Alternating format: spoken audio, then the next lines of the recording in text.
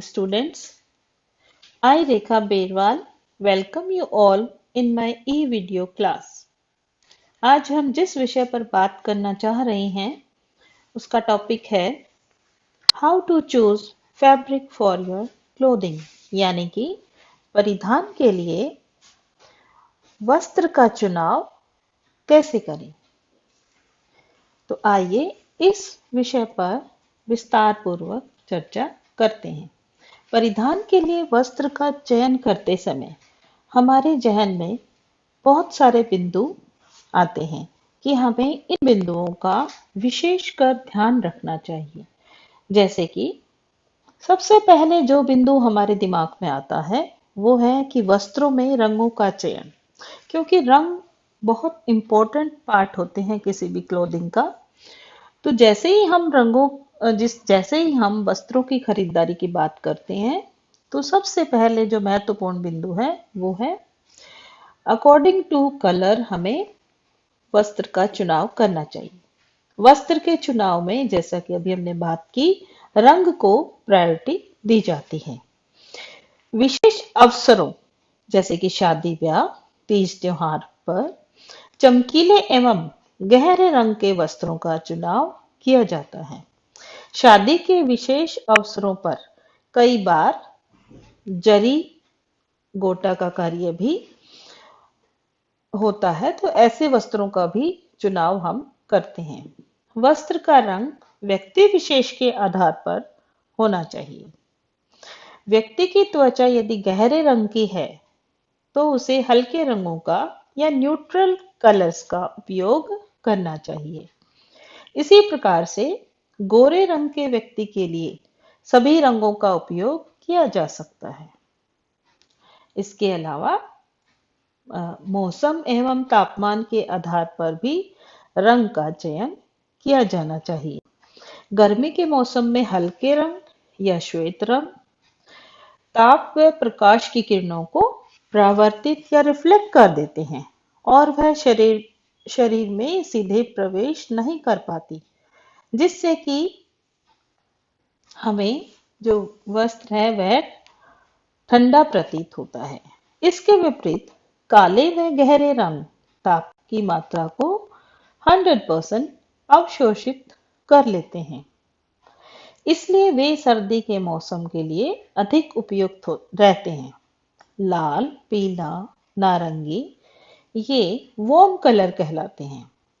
रंग चक्र के अनुसार भी यदि हम चक्र को आधा करके देखें तो बैंगनी, नीला व हरा रंग ठंडे रंग होते हैं और ठंडे रंग आकाश, जल, धरती और शीत से जुड़े होते हैं तथा इनका उपयोग गर्म मौसम में करना उपयुक्त रहता है। गर्म रंग इसलिए सर्दी के लिए उपयुक्त रहते हैं। तो ये तो हमने बात की रंगों का ध्यान हम किस प्रकार से हमारे वस्त्रों के लिए रखें। तो अब जो सेकंड पॉइंट आता है वो आता है कि आयु के आधार पर, यानी कि on the basis of age. छोटे बच्चों को गहरे तथा चमकदार रंग सदैव ही प्रिय लगते हैं। बच्चों का जो शरीर है उसके विकास की अवस्था में होता है तथा गतिविधियां या एक्टिविटी भी बहुत ज्यादा होती हैं। अतः वस्त्र का चुनाव इस प्रकार से करना चाहिए कि वह आरामदेह और शीघ्रता से उसको धोया जा सके तथा शारीरिक गतिविधि में बाधा उत्पन्न न हो। किशोरावस्था में लड़के लड़कियां अपनी पसंद, फैशन तथा आवश्यकता के अनुसार वस्त्र पहनते हैं। प्रौढ़ व्यक्तियों को सदैव हल्के रंग अधिक पसंद आते हैं, क्योंकि हल्के व श्वेत रंग शांति एवं पवित्रता के सूचक होते हैं। अब हम इसके बाद बात करते हैं फैशन। फैशन का अर्थ है चलन के अनुसार वस्त्रों का चुनाव करना। फैशन का रंगों पर काफी प्रभाव पड़ता है। एक रंग विशेष के फैशन में आ जाने पर सभी व्यक्ति उसी रंग का उपयोग अधिक करने लगते हैं। वस्त्र खरीदते समय रंग के पक्केपन पर ध्यान दिया जाता है। जीन्स का चलन जीन्स का जो फैशन है चल जाने से हर कोई व्यक्ति जीन्स खरीदने लगता है, और ये जो चलन है वो काफी समय से चल भी रहा है। इसी प्रकार फैशन में परिवर्तन आ जाने पर जीन्स को छोड़कर अन्य वस्त्र की खरीद भी प्रारंभ हो जाती है, जैसे कि प्लाजो का चलन, या लूज जो शर्ट है उसका चलन, या फ्रॉक वाले सूट का चलन। ये सभी फैशन के अनुसार प्रभावित होते हैं। अब हम जो नेक्स्ट पॉइंट है उसके बारे में बात करते हैं कि शारीरिक संरचना के अनुसार, means according to body build. वस्त्र पर बनी डिजाइन में रेखा, आकार, रंग, बनावट या टेक्सचर आदि का चयन शारीरिक संरचना के अनुसार भी किया जाता है। परिधान का डिजाइन, जैसे गोल चेहरा होने पर वी आकृति का हमें बनाना चाहिए, और गले का जो आकार यदि गोल या बड़ा है तो चेहरा अधिक गोल दिखाई देगा। तो इस प्रकार से जो न केवल वस्त्र चुनाव में बल्कि उसके डिजाइन में भी हमें इन बातों का अवश्य ही ध्यान रखना चाहिए।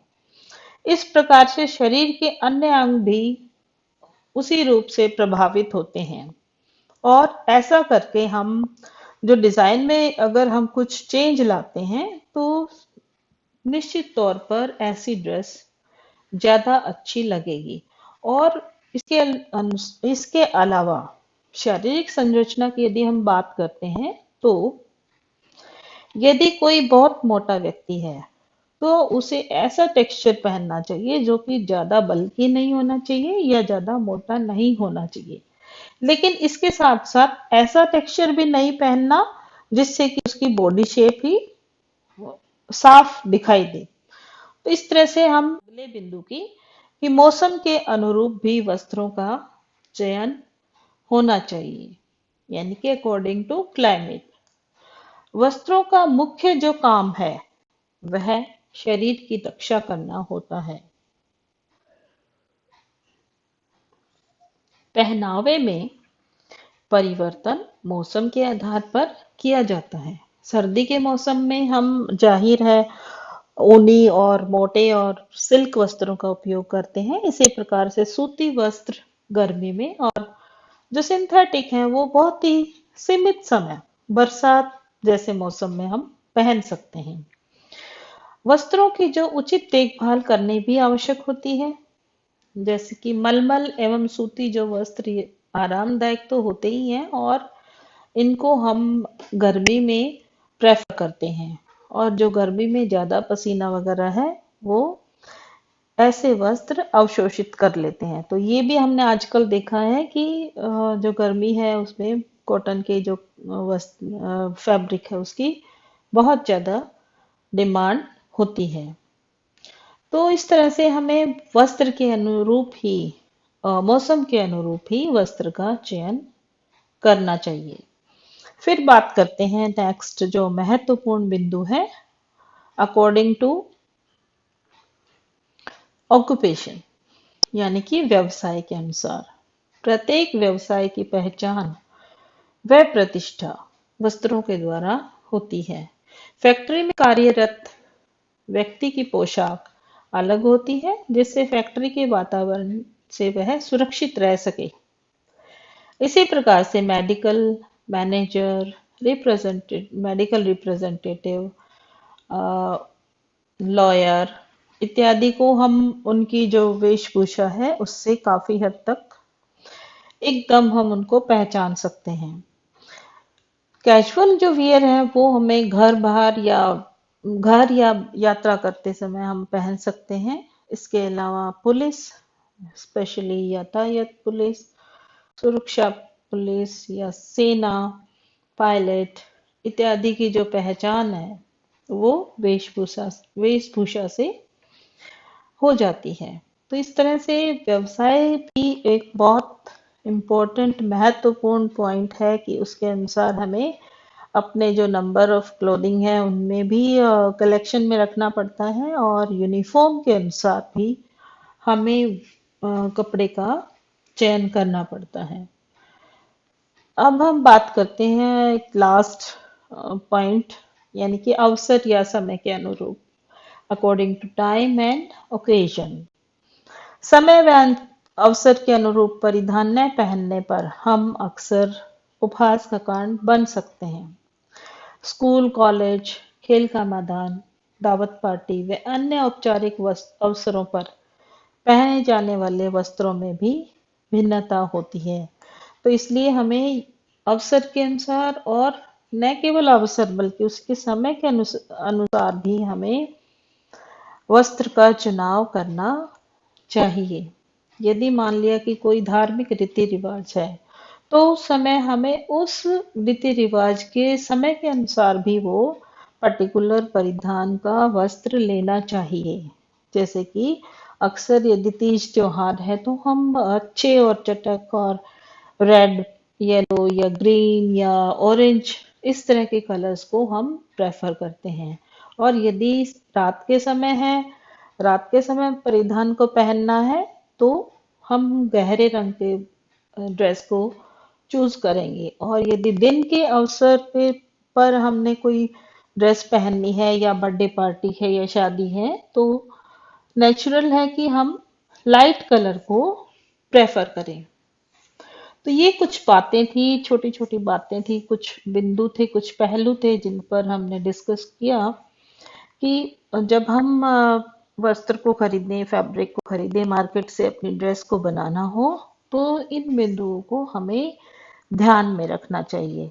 आयु के अनुसार भी, मौसम के अनुसार भी, समय के अनुसार भी और प्रोफेशन के अनुसार भी हमें सभी पॉइंट्स को एक बार अपने जहन में ध्यान रखना चाहिए, जिससे कि हम अच्छी ड्रेस को, या अच्छे प्रकार के, अच्छा जो क्वालिटी का मटेरियल है वो चूज कर सके।